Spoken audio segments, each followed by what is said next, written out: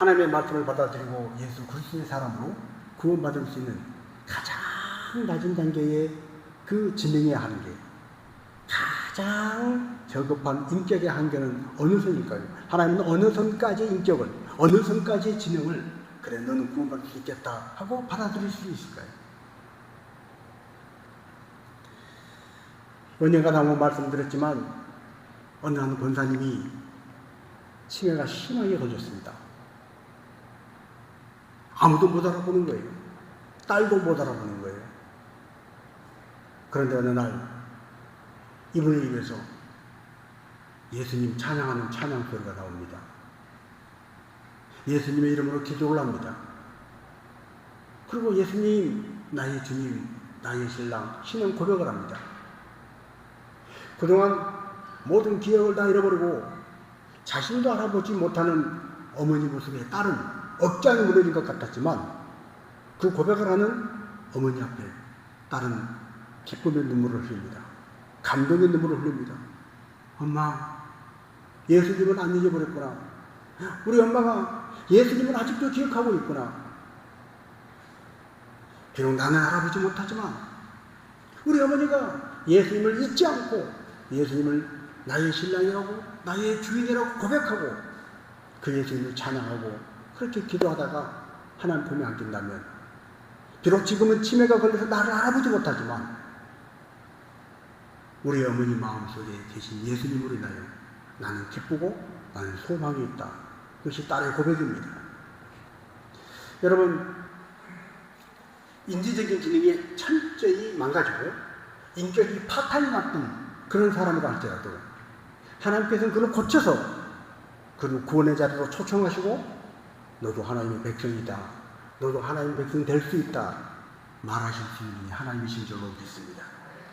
여러분, 인간도 정말 진심 어린 사랑으로 사랑할 때 감동적인 삶을 사는 걸 보게 됩니다.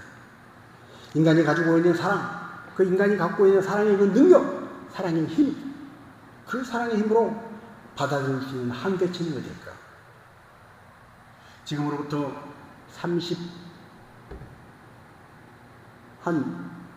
2년, 3년쯤 전 같습니다. 정근자 전도사님이라는 분이 간증을 하는 걸 들었습니다.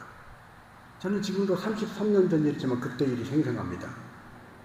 이분은 원래 간호사였어요. 병원 간호사였는데 정기 감전으로 양쪽 팔을 다 잘랐습니다. 그래서 양쪽 팔이 없어요. 아가씨가 가장 아름다울 그 나이대, 아가씨 때 두 팔을 잃었으니 인생에 무슨 소망이 있겠어요? 몇 번 죽으려고 그랬지만 두 팔이 없어서 마음대로 죽을 수가 없습니다. 그렇게 그가 예수님을 만났습니다.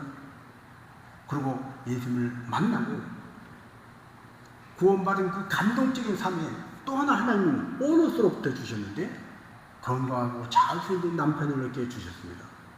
그 남편이 바로 목사님입니다. 이 목사님은 두 팔이 없는 자기 아내 정근자 전도사님을 휠체어에 밀고 전국으로 다니면서 간증을 했습니다.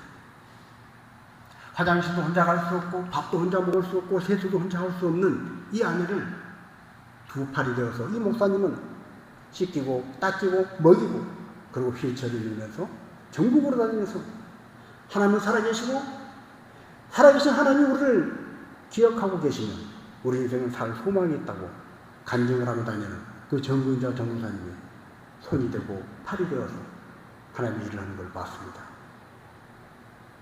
자, 그로부터 몇 년 뒤였습니다. 제가 서울에서 제 아내를 만났던 서울 강동교회 청년부하고 서울 미아동에 있는 중증장애인 시설에 가서 봉사할 때였습니다. 중증장애인들 혼자 힘으로 일어서지도 못하고 혼자 힘으로 아무것도 할 수 없는 그들을 청년들이 가서 머리를 감겨주고 먹여주고 청소를 해주고 또 이발 기능이 있는 사람은 이발도 해주고 그런 봉사를 하는 시간이었습니다. 저는 그곳에서 또 하나 깜짝 놀란 장면을 발견했어요. 그 중증장애인 책임자가 남자 전도사님이었는데 두 다리가 완전 깡 말라서 감각이 하나도 없습니다. 휠체어에 앉아서 꼼짝을 하지 못합니다. 누군가 밀어주지 않으면 온전히 생활을 할 수 없는. 그런데 그 전도사님 또한 하나님 은혜 안에서 예수 그리스도 안에서 아주 아리따운 아가씨와 결혼을 했습니다. 그리고 우리가 방문했을 그때에 그 아리따운 아가씨는 세상에서 가장 행복한 미소를 지으면서 그 전도사님을 도와서 중증 장애인들을 돌보면서 인생이 너무 행복하다는 거예요. 너무 짜릿한 감동이라는 거예요. 20대의 그 젊은 아가씨가, 또 예쁘게 생긴 아가씨가, 건강한 아가씨가 중증 장애인들 돌보는 그 일을 하면서, 그것도 자기 남편은 휠체어에서 꼼짝 못하고 앉아만 있어야 하는 그런 남편과 함께 생활하면서 그렇게 행복하다는 거예요. 즐겁다는 거예요.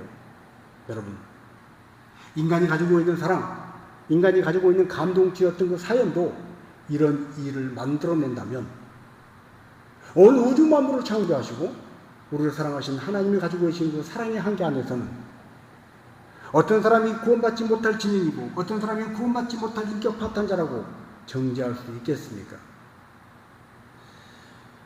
오늘 수많은 사람들이 이 땅에 살면서도 사랑이라는 이름으로, 정의라는 이름으로 많은 것을 용납하고 배려하고 받아줍니다. 희생합니다. 헌신합니다.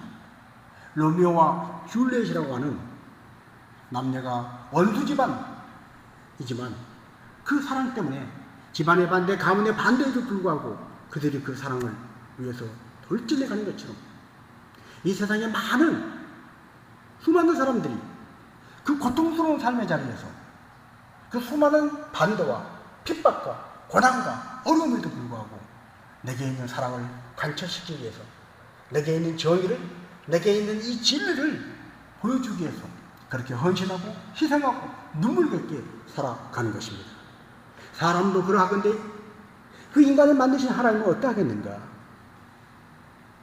하나님 안에서는 불가능이 없는 줄로 믿습니다. 이스라엘 민족은 하나님께서 택하신 백성이었습니다. 그러나 그들은 하나님께 택함받은 백성이었음에도 불구하고 하나님의 기대치에 맞지 않는 삶을 살았습니다.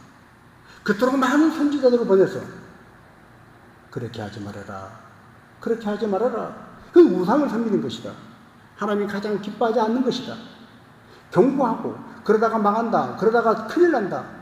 그럼에도 불구하고 그들은 돌이키지 않고 끝까지 하나님의 대척점에 서서 하나님의 마음을 아프게 하는 그런 민족이었습니다. 그렇게 택함을 받고 애굽에서 출애굽 광야에서 40년을 먹이고 마시고 입히고 가나안 그 수많은 정복 전쟁에서 오합지졸이었던 그들이 가나안 그 거인족까지 물리치고 그 땅을 정복할 수 있는 그 놀라운 능력을 베풀어 주셨던 하나님, 이 정도 은혜를 받았으면, 이 정도 경험을 했으면 하나님뿐입니다. 끝까지 의리를 지키고 하나님 앞에서 믿음다운 믿음을 가지고 살아요. 그들이 성경을 읽어보면 어떻게 이렇게 할 수 있나, 어떻게 해도 너무한다 싶을 만큼 또 배신하고 또 하나님 말씀을 불순종하고 하나님을 떠나가고 하나님 마음을 아프게 합니다. 부모 마음을 아프게 하는 폐륜 자식, 어떤 폐륜 자식을 갖다 놔도 이스라엘 민족만큼 못할 정도입니다. 결국 북왕국 이스라엘은 아수르 왕국에 의해서 멸망을 당합니다. 다 흩어집니다. 그 땅에는 이방 민족들이 와서 살고 그 땅에 살던 북왕국 이스라엘 민족은 어디론가 다 끌려가고 산산이 흩어지고 말았습니다. 역사 속에 흔적이 없어져 버렸습니다. 그것을 보고도 남왕국 유다는 또 똑같은 선지자들이 와서 그렇지 말아라, 그러다가 심판이다, 그러다가 멸망이다, 북왕국 이스라엘을 봐라, 그 경고에도 불구하고 그들은 여전히 우상을 섬기고 하나님 앞에 불순종하고 그러다가 때가 되면 바벨론이 쳐들어왔습니다. 그리고 바벨론이 쳐들어와서 성이 불탑니다. 집이 불탑니다. 사람들이 죽어갑니다. 먹을 것을 다 빼앗깁니다. 절망입니다. 끝입니다. 그럴 때 하나님은 그런 이스라엘을 다시 고쳐 쓰시겠다 말씀하십니다. 이게 가능합니까, 여러분? 한 사람이 잘못된 유년기를 보내고 청소년기에 못된 친구들을 만나고 청년기에 마약에 빠지고 도박을 하고 알코올 중독이 되고 도저히 고쳐쓸 수 없는 그런 인생인데 그 한 사람을 고쳐 쓰겠다는 것도 참으로 쉬운 일이 아닌데 한 민족을 망가질 대로 망가져버린 민족을 하나님 고쳐 쓰시겠다는 거예요. 자, 오늘 우리가 읽은 예레미야 32장 말씀은 그런 배경을 가지고 선포된 말씀입니다. 바벨론이 쳐들어왔습니다. 이제 전쟁입니다. 그때 전쟁터, 그 전쟁 상황에서 하나님은 예레미야를 불러서 말씀하십니다. 너는 밭을 사라. 평상시 전쟁이 나지 않고 모든 경제가 안정 가운데 모든 것들이 잘 거래가 되고 땅을 팔고 사는 것들이 정상적으로 거래가 되는 그런 상황이나 있을 법한 그 일을 지금 전쟁 상황에서 예레미야에게 하라고 명하신 것입니다. 자, 우리 25절 말씀입니다. 주 여호와께서 내게 은으로 밭을 사며 증인을 세우라 하셨으나 이 성은 갈대아인의 손에 넘기신 바 되었나이다. 아멘. 예레미야 자신이 그 명령을 받은 예레미야 자신이 하나님께 말씀합니다. 하나님, 내게 은을 주고 밭을 사라 그러고 내가 밭을 샀다는 증인까지 세우라고 그래서 하긴 하는데 이 땅이 문제가 아니라 이 밭과 이 땅에 속해 이 성 전체가 이미 갈대아인의 손에 넘어갔습니다. 갈대아인의 손에 뺏겨버렸습니다. 여러분, 전쟁이 일어나서 우리나라 땅이 다 뺏겼는데 뺏겨버린 땅, 우리의 주권을 주장할 수 없는 그 땅에 내가 이 땅을 샀어, 당신한테 샀어, 당신이 증인이야, 무슨 의미가 있겠냐는 거예요. 하나님 그 일을 하게 하셨다는 거예요. 이 일을 통해서 전쟁으로 다 쑥대밭이 되고 망해버리고 다 없어져버린 그 땅을 하나님 다시 고쳐 쓰시겠다는 그 약속을 예레미야 이 행동을 통해서 사인을 보여주신 것입니다. 너희가 거하면 이 예루살렘 성은 불탈 것이다. 맞다. 땅을 다 빼앗겨버리고 너희는 포로로 잡혀간다. 너희가 살 길은 오직 하나다. 바벨론과 싸워서 이기는 것이 아니라 바벨론에 항복해라. 항복하고 포로로 잡혀가라. 포로로 잡혀가지만 너희는 죽지 않고 때가 되면 다시 돌아올 것이다. 예레미야의 가장 핵심된 주제는 바로 이것입니다. 그 땅에 끌려가서 70년 세월이 차면 너희는 다시 이 땅에 돌아올 것이다.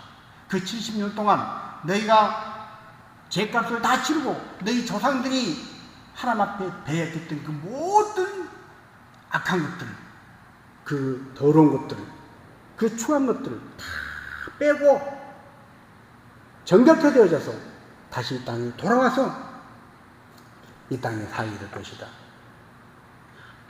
낮과 밤이 바뀌고 하늘의 별을 만드신 하나님이 살아계신 한 낮이 밤이 되고 밤이 낮이 되는 이것이 깨어지지 않는 한 이 일은 반드시 이루어질 것이다. 여러분, 우리가 인생을 살면서 천하없는 어떤 일이 있어도 낮과 밤이 없어진 적이 있습니까? 전쟁이 일어나고 인간의 기가 막힌 일이 어떻게 세상이 어떻게 되려고 이런 일이 있나? 전염병으로 다 죽어도 지진이 나서 다 없어져도 낮이 없어지고 밤이 없어진 적이 있습니까? 어떤 일이 있어도 어떤 사건이 있어도 역사가 어떻게 뒤틀려도 하나님이 살아계시나 낮은 밤이 되고 밤은 낮이 되는 것입니다. 그 낮과 밤의 질서가 존재하는 한 하늘의 별을 만드신 하나님이 살아계신 한 이 일은 반드시 이루어질 것이다. 그 증거가 네가 은을 주고 밭을 사서 증인으로 세워서 그 문서를 가지고 있어라. 때가 되면 이 땅은 다시 회복될 것이고 네가 은을 주고 밭을 산 그 밭, 그 땅 효력이 있을 것이다. 오늘 이 말씀이 저와 여러분의 인생에 진정한 소망이 된 줄로 믿습니다. 그렇습니다. 이 당시 유다 민족은 이것이 구원이다. 우리가 구원받는다는 것은 이것이다 라고 생각했을 때예요. 그 구원이 뭐라고 생각합니까? 그것은 바벨론을 물리치고 전쟁을 일으킨 바벨론을 물리치고 이 전쟁에서 이기는 것입니다. 그것이 구원받는 것입니다. 바벨론에 죽지 않고 바벨론의 전쟁에 지지 않고 포로로 잡혀가는 그런 일이 생기지 않고 땅 빼앗기는 그런 일이 생기지 않고 바벨론을 하나님의 도우심으로 이기는 것, 그것이 구원받는 것이라고 생각했어요. 그런데 하나님은 그들에게 말씀하십니다. 항복해라는 거예요. 항복해라. 바벨론에게 항복해라. 그들로서는 수긍할 수 없는 일이었습니다. 이해할 수 없는 일이었습니다. 바벨론을 이겨야 구원인데 항복해라. 그것이 살 길이다. 말씀하시는 거예요. 하나님 어떻게 이게 구원이 될 수 있습니까? 이거 어떻게 살 길이 될 수 있습니까? 그래서 그들은 순종하지 않았습니다. 예레미야의 그 모든 예언을 무시했습니다. 그리고 그렇게 불순종하고 그 예언을 무시한 모든 사람들은 다 바벨론에 의해서 멸망하고 말았습니다. 28절 말씀을 보겠습니다. 그러므로 여호와께서 이와 같이 말씀하십니다. 보라, 내가 이 성을 갈대아인의 손과 바벨론의 느부갓네살 왕의 손에 넘길 것인즉 그가 차지할 것이라. 하나님의 성전이 있고, 그래서 우리는 이 성 안에만 있으면 무사해, 이 성 안에만 살면 우리 인생 안전해 라고 생각했던 그 성이 갈대아인의 손, 즉 바벨론 느부갓네살 왕이 빼앗기고 성이 넘어갈 것이라는 거예요. 더 나아가서 29절입니다. 이 성을 치는 갈대아인이 와서 이 성읍에 불을 놓아 성과 집 곧 그 지붕에서 바르게 분양하며 다른 신들에게 전제를 드려 나를 경노하게 한 집들을 사르린다. 성을 빼앗아갈 뿐 아니라 그 성읍에 불을 놓아서 성과 집과 그리고 바르게 분양했던 그 더러운 우상을 숭배했던 그 죄된 그 악한 악취가 있는 그 모든 것들을 다 태워버리라. 흔적도 없이 살라버리라. 결국 31절입니다. 이 성이 건설될 날부터 오늘까지 나의 노여움과 분을 일으킴으로 내가 내 앞에서 그것을 옮기려 하노라.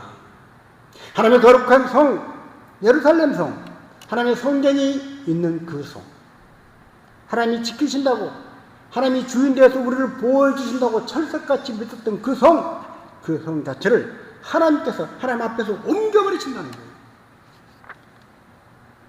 여러분, 이 정도가 되면 얼마나 불안하겠습니까?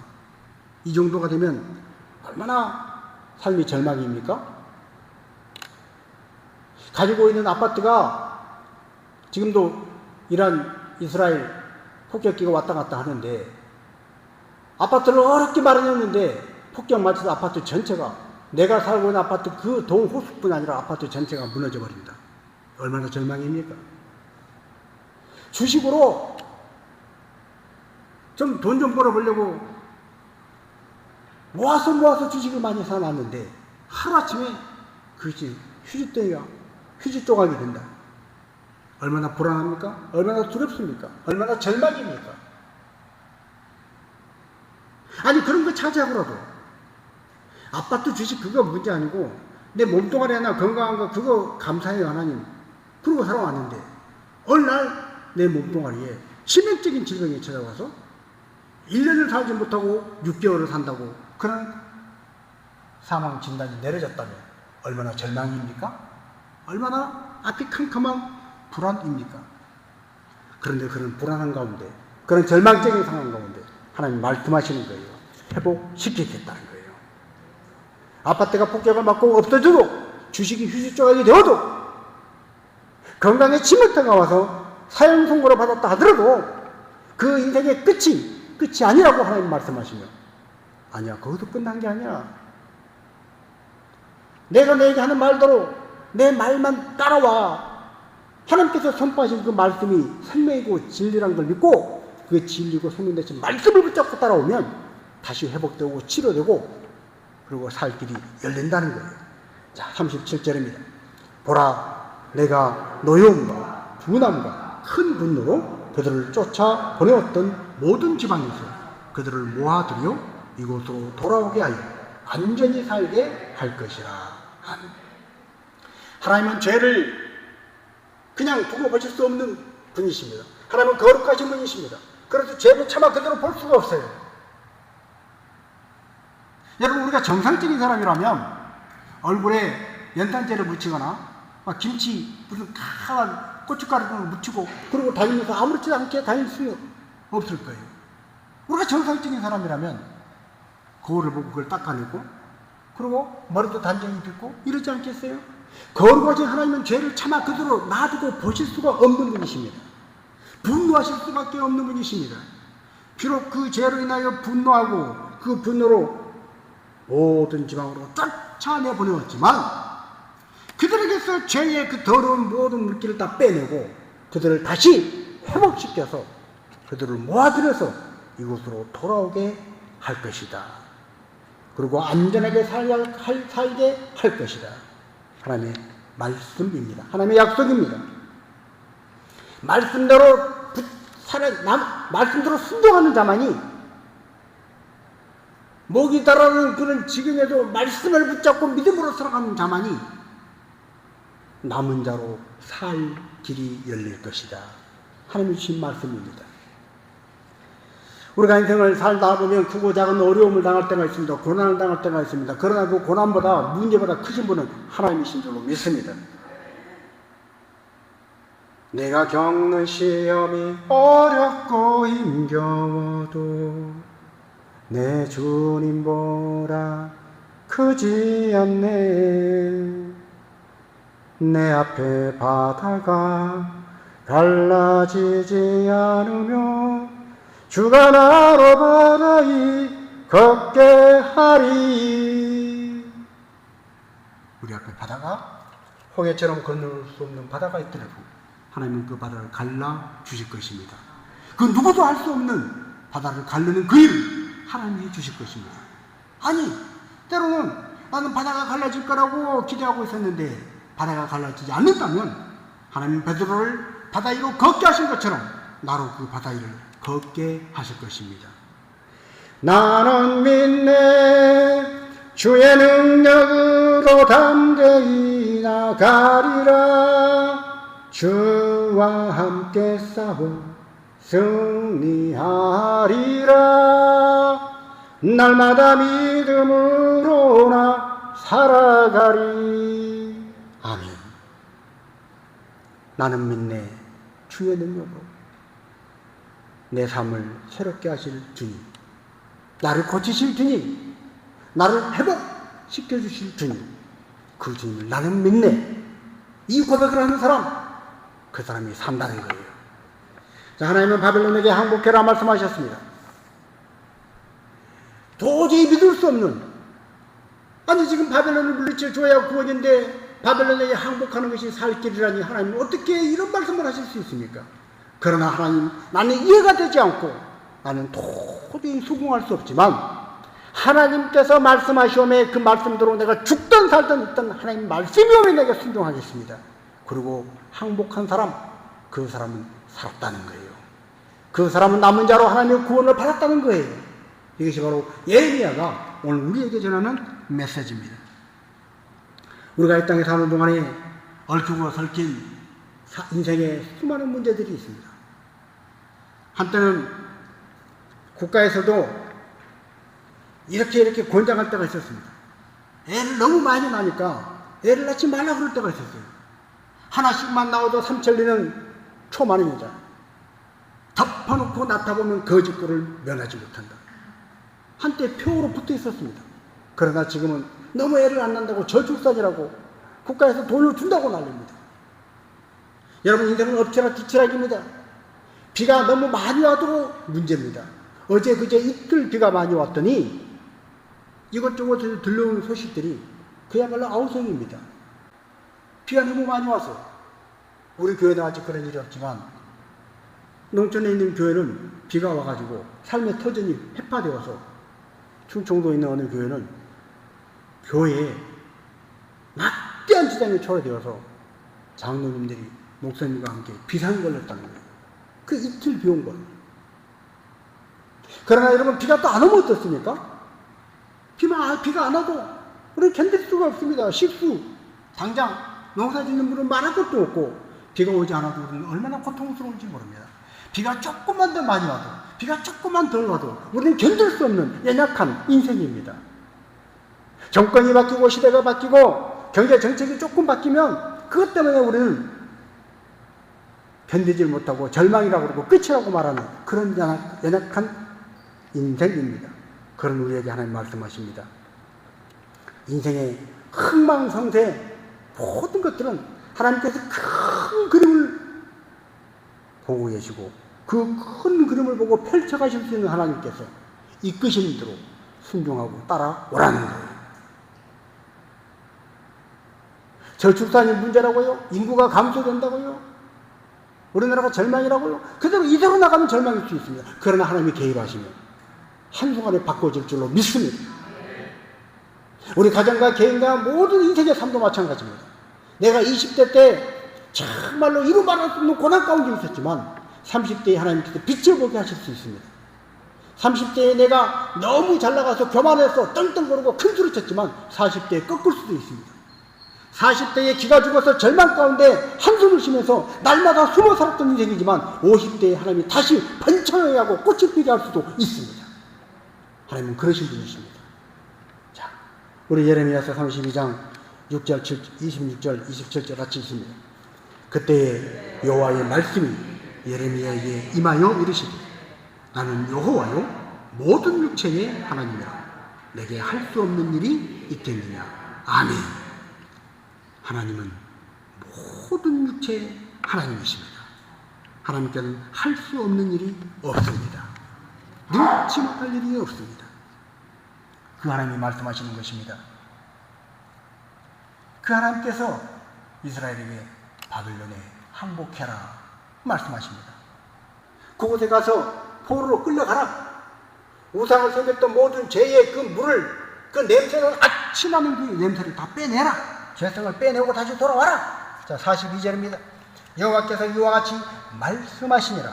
내가 이 백성에게 이 큰 재앙을 내린 것 같이 허락한 모든 복을 그들에게 내리리라. 아멘. 모든 육체의 하나님, 인간의 흥망, 성쇠, 모든 키를 갖고 계신 하나님은 죄로 말미암아 이 큰 재앙을 인생이 망해버리고 끝날 것 같은 절망적인 그런 재앙을 내리신 분이시지만 동시에 그 죄를 참아 두고 볼 수 없어 그런 재앙을 심판을 하실 수밖에 없는 하나님이시지만 그러나 회개하고 돌이키면 죄의 악취가 다 빠지면 하나님이 허락하신 모든 복을 주실 수 있는 분이신 줄 믿습니다. 자, 43절 44절도 있습니다. 너희가 말하기를 황폐하여 사람이나 짐승이 없으니 갈대아인의 손에 넘김바 되었다 하는 이 땅에서 사람들이 밭을 사되 베냐민 땅과 예루살렘 사방과 유다 성읍들과 산지의 성읍들과 저지대의 성읍들과 네겝의 성읍들에 있는 밭을 은으로 사고 증서를 기록하여 봉인하고 증인을 세우리니 이는 내가 그들의 포로를 돌아오게 함이니라. 여호와의 말씀이니라. 아멘. 내가 하나님께서 포로를 돌아오게 함이니라. 도저히 있을 수 없는 그 일, 불가능한 그 일을 하나님이 이루시겠다는 거예요. 하나님께서 정말 전쟁으로 패가 되고 모든 걸 뺏겨버리고 성이 불타버리고 모든 걸 다 잃어버린 포로로 잡혀가지고 남은 사람도 없는 그곳에 황폐하여 짐승도 없던 그곳에 하나님께서 허락하시면 다시 사람들이 밭을 산다는 거예요. 베냐민 땅에서 그렇게 한다는 거예요. 예루살렘 땅에서 그렇게 한다는 거예요. 유다 성읍에서 그렇게 한다는 거예요. 산지의 성읍들은 그렇게 한다는 거예요. 저지대에서 그렇게 한다는 거예요. 네겝의 성에서도 그렇게 한다는 거예요. 인생의 모든 곳에 우리 대한민국 서울에서도 인구가 점점 들어간다는 저 전라도 공 시골에서도 저 목포 신안 섬에서도 하나님이 함께 하시면 이 놀라운 회복의 역사가 일어난다는 것입니다. 오늘 우리는 그 하나님을 의리하고 하나님 말씀을 따라 순종하는 것에 우리의 인생을 거는 자가 되어야 할 줄로 믿습니다. 바벨론에 항복하라. 그러면 항복하는 거예요.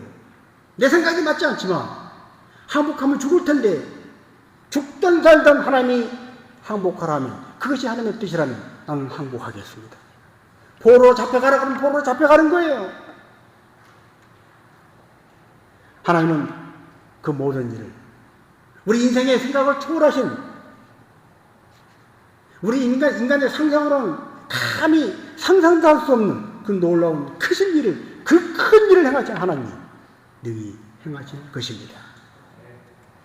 그 하나님은 천년이 하루 같고 하루가 천년 같으신 하나님이십니다. 베드로후서 3장 8절입니다. 사랑하는 자들아 주께는 하루가 천년 같고 천년이 하루 같다는 이 한 가지를 잊지 말라. 아멘. 여러분 오늘 하루가 천년같이 느껴집니까?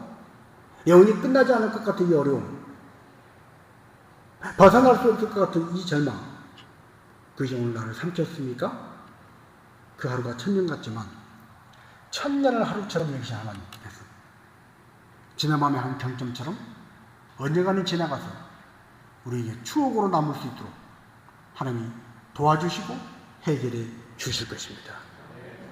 하나님께서 개입하시고 하나님께서 고쳐주신 그날에 아이고 그때는 참 힘들었어. 그때 나는 영 죽는 줄 알았어.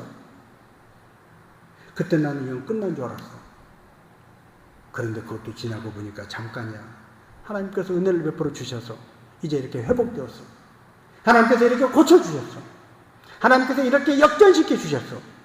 고백할 수 있는 믿음의 사람들이 되시길 주님의 이름으로 축복합니다. 하나님의 능력으로는 얼마든지 가능합니다.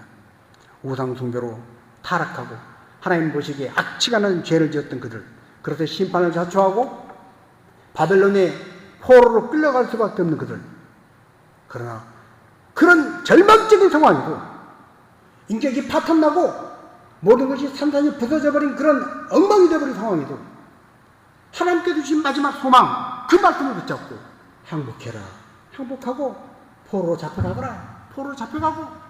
그래서 70년 결코 짧은 시간이 아닙니다.